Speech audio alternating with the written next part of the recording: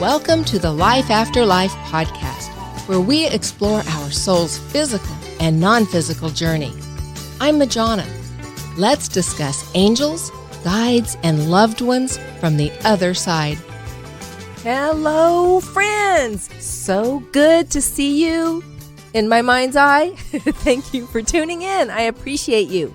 Well, I know that so many of us are stepping into that, at least acknowledging that feeling that we're supposed to be doing something different, even though we don't necessarily know what something different is. And here's what's showing up now across the board.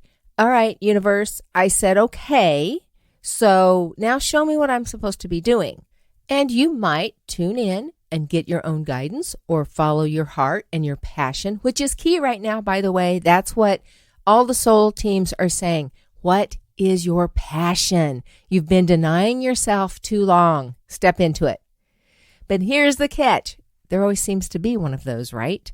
The catch is, even if it's our passion, we've put it off for so long, we don't necessarily feel equipped to step into that. Then that's when our self-limiting beliefs step in. And now, we usually associate that with subconscious because our subconscious mind can play a huge part in self-limiting beliefs. Well, here's the very cool thing about this. So go back to the soul's journey, right? Step away a little bit, get some distance and higher vision here. When you came into this lifetime and your soul said, I'm going to allow myself to grow in this area and have some experiences, aka growth opportunities, to expand, to learn these, to practice compassion or empathy or understanding or self-confidence or boundary setting or that limitless supply of opportunities that we have. This is so amazingly brilliant at giving us those opportunities. Some of them are pre-planned, and we have options as to how we're going to deal with those. How will we get to our learning opportunities? And that's one thing our soul guides do, our spirit guides, is help us if we start straying off that path. They kind of nudge us along to make sure that we are getting the lessons that we want to get in this lifetime, having those experiences. All right, so if the universe is so amazing at setting what we perceive in the human form as boundaries or obstacles, those moments that we don't enjoy, and those moments, I say that lightly, it can be extended periods of time. That can even be what is called often the dark night of the soul, right? The real challenges that you go through. Not only does our higher self or our larger soul, whatever your term is, set us up with these opportunities to learn and grow, we also set ourselves up with all the tools that we need to overcome those opportunities. And if we aren't born with those tools, just as they set up opportunities for us to encounter growth opportunities, they set up opportunities for us to learn those tools along the way that we will need. Here's an analogy that came to me, one day when I was thinking about this. It's like, let's say you were born, and as an infant, you had this little hammer attached to your side. And nobody thought anything of it. Everybody comes equipped with certain tools attached to them. Yours happened to be a hammer. So throughout your life, you just seem to constantly be running into something that was sticking out that would catch you. You might walk by and it catches your hair, it catches your clothes. There's just constantly something like, nails or something that would serve as nails in life that snag you, slow you down, cause you pain, get your attention. And it's incredibly irritating. And when that happens, you're like, how many times am I going to get caught on this thing? So you look around, you might pick up a rock and push the thing out of your way. Another time you might use your shoe. You might use a stick. You're looking around for what will meet my needs to get that obstacle out of my way and quit causing me issues. Then one day you happen to reach down and you're like, oh, wait, there's this thing. You become aware of this very tool that you were born with, but you've been oblivious to the whole time because it's just part of you and you were used to it and overlooked it and really never gave it any attention. And you start looking at that tool and you're thinking, wow, this might work. So now you start using that tool to push those obstacles out of your way, to drive them into whatever they're sticking out of. So, wow, what do you know? A hammer happens to be a great tool for those nails in life. But until you were ready to realize that that's what that hammer could be used for, you just overlooked it. It was a gift that you gave yourself at birth, but it's like we can't see the forest for the trees because it's part of who we are. It's like if you could trade bodies with somebody else, a body swap, somebody would come into your body and they would be like, dang, check this out. Look at all these superpowers I have. I never even knew this was a possibility. And you're in their body doing the exact same thing. Because we each have our own superpowers that we were gifted with at birth to help us along our journeys. And the other cool thing is we are also gifted with the ability to attract like-minded people along a similar journey as our own. And I just don't believe in coincidental meetings. If you meet someone and you really resonate with them, it could be a past life that you know them from, or it could just be that, there's, what's that saying? Reason, season, or lifetime. You're meeting that person because you have something that they need and vice versa. You're here to gift each other and learn from each other. Maybe your friendship hasn't spanned the millennia, but right now it is a priceless connection. So take that time to get to know somebody. And I think those things might even be happening a little more frequently right now. On one hand, we feel like COVID has slowed things down to the point that we're really ready to ramp it back up a little bit. But at the same time, a lot of things in life has sped up.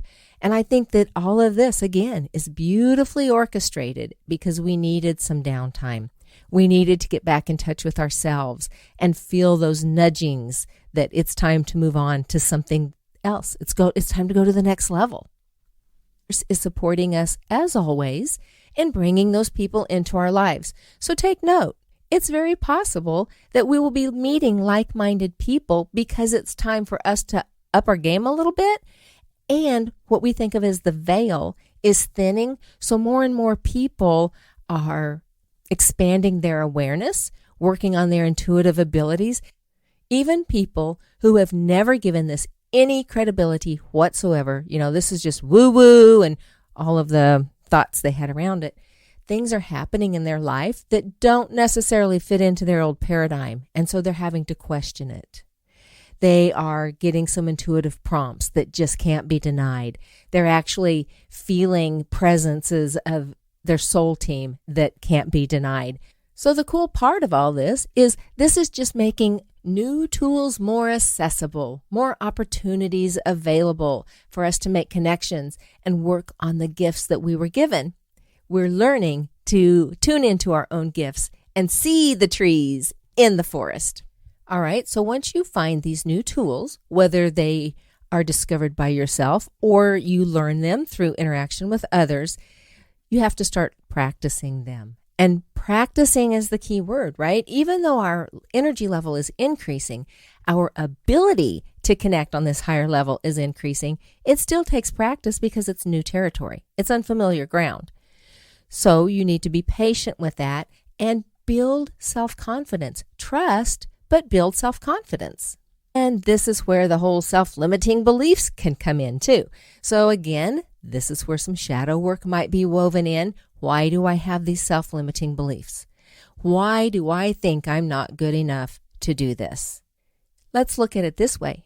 If the universe is so loving and so supportive that in all the wisdom, put these growth opportunities in your life that you could grow into and practice the tools, which, by the way, they also put into your life, do you really think there's not going to be a safety net there? Do you really think the love and wisdom of the universe is setting you up for failure? Of course not. You might decide you need to fail, but if you trust and step into it and gain confidence and keep practicing and listen to yourself, listen to your intuition, it is amazing what you can do and where you can head with your newfound skills. And I just have to say, I have been honored with glimpses as to where we're headed, like the kids of today, especially the babies.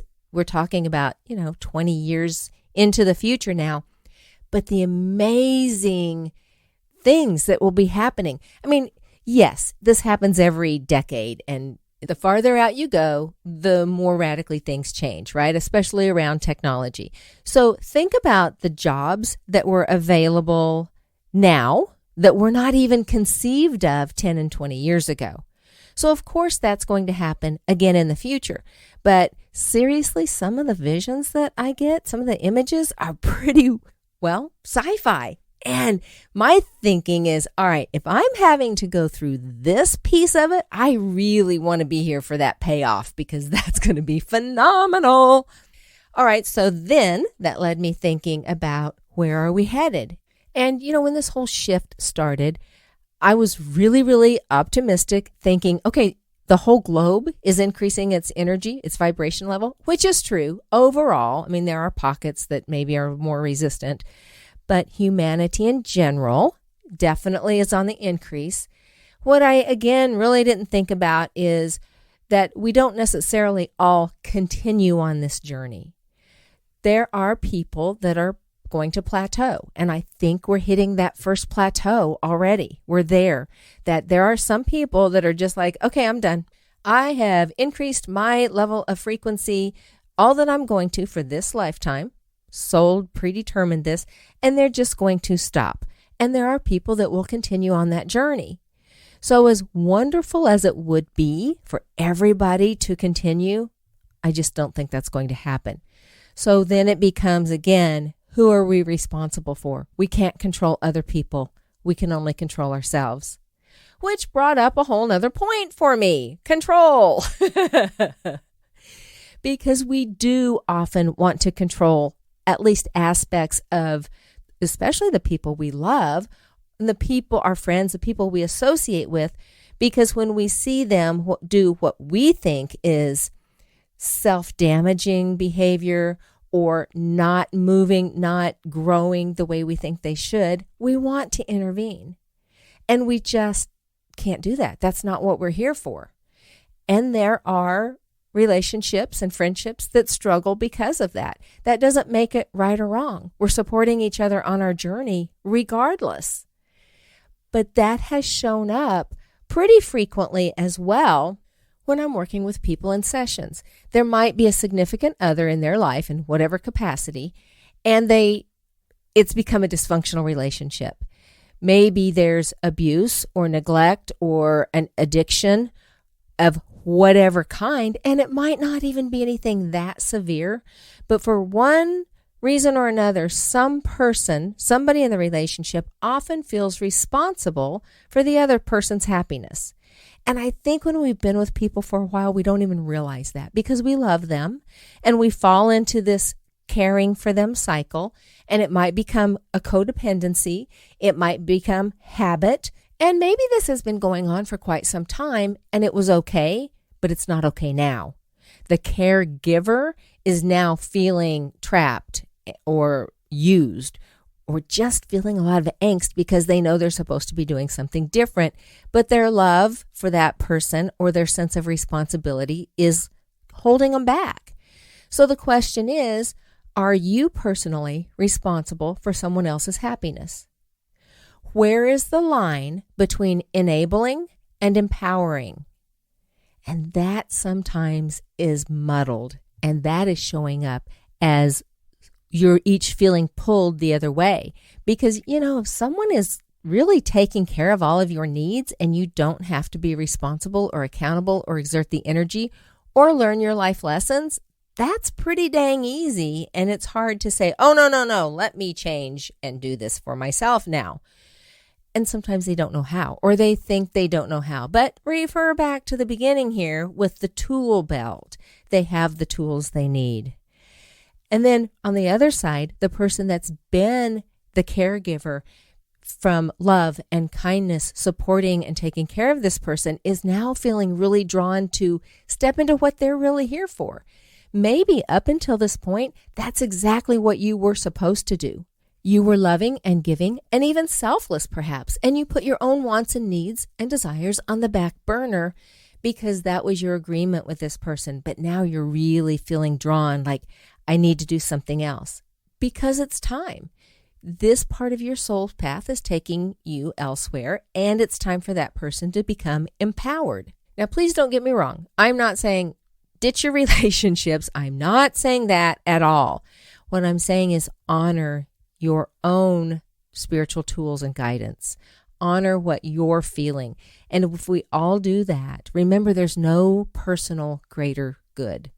If you're feeling really, really claustrophobic or stuck in a situation and you just have this serious nudge to move and do something different, then that means that for you to move into something different is going to be so incredibly empowering for you and such a new way of being to help you along the next part of your journey. And at the same time, it will help you be empowering for others as well. And remember that empowering and learning those lessons isn't always pleasant and fun, especially getting up the courage to step into them. But we love and support each other along the way. And when I look at energy for this year, I will say already I've had a couple of sessions with people and the energy just feels lighter. It just feels lighter than it did last year. I'm not going to make predictions. I don't do that. I don't do future readings because the future is too ambiguous and too many factors that change it. I'm just saying that the overall energy feels lighter and more clear. And I think part of the heaviness of last year was us facing our stuff, doing some shadow work, and that coming up to the surface. And that doesn't mean it's over. It doesn't mean like, whoo, I grew through that and I am done. It just means sometimes taking those first steps are the hardest steps. And then you get momentum and you're learning and growing and loving and getting results. And the greatness starts showing up, and that's when it's exciting. And then your energy's higher and you start meeting like-minded people, and there's new friendships and new support. And the momentum is fun and fabulous and wonderful. And that just feels a little bit more like this year. I love being the bearer of good news. All right, friends, I hope that gives you some food for thought. And if you had any doubt about honoring yourself, just do it. It's about love yourself and self-care, and whatever you've been neglecting and you're finally stepping into it, step into it with gusto. I have been doing sessions still during COVID, and those are truly the highlight of my life. I love meeting you one-on-one on Zoom, and I record the sessions for you and send you the recording and also an MP3 audio. And some people come into the session with very clear ideas about questions or topics they have. And some people are like, I don't know, what have they got to share with me? Either way is great, because either way, your guides are going to tell you exactly what it is that you need to hear. And I never know who's showing up. Sometimes it's your angels and guides, goddesses. Those are typically present. Sometimes loved ones show up. It is all very free flow. A question I often get is, which session do I book? And honestly, it doesn't matter to me. The ones I have available are 1 hour, 1.5 hour, and 2 hour. So it really just comes down to how much time do you want to spend. Obviously, the longer the session, the more in depth it goes. But even in the 1 hour, the first information that's going to come through is what you need to know the most. Again, your guides are beautiful at making sure you get the information that you need to get. So I would love to meet with you. You can find out all information for both Thomas and for me and everything that we have available on the website, soulfoodtalks.com. And I love and appreciate each of you tremendously. Until next time, namaste.